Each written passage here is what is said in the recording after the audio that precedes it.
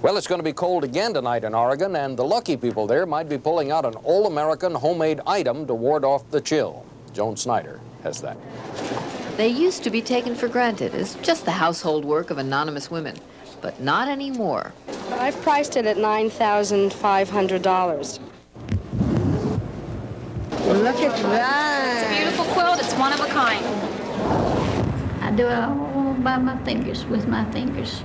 This is the kind of quilt that today would bring probably easily $150,000. And I'm selling mine cheap.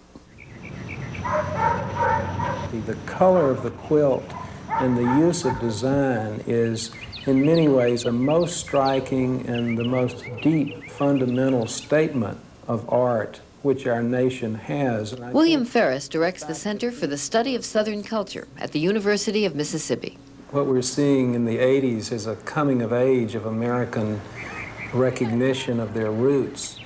Americans are rediscovering that what they have at their doorstep culturally is valid and deserves preservation and celebration. Quilts from farmhouse beds, preserved on museum walls, and sold in fancy galleries, not only as art, but as investments. The quilts that were sold at $20,000 and $25,000 are now going to be sold in the very near future at $50,000 and $75,000.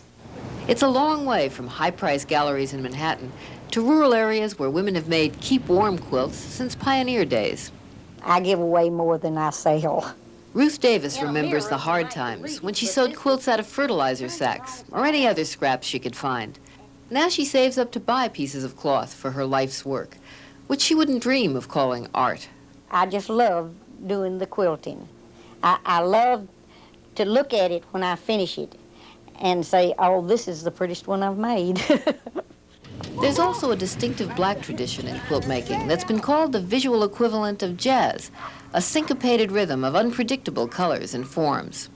Aline Pearson makes quilts like that, which she sells starting at about $200.